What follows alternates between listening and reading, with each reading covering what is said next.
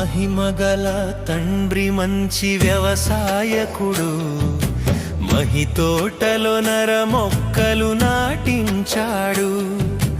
మహిమగల తండ్రి మంచి వ్యవసాయకుడు, మహి తోటలో నర మొక్కలు నాటించాడు. తన పుత్రుని రక్త నీరు తడిపి కట్టి పెంచాడు. తన పుత్రుని రక్త నీరు తడిపి కట్టి పెంచాడు. తన పరిశుద్ధాత్మను కాపుగా ఉంచాడు.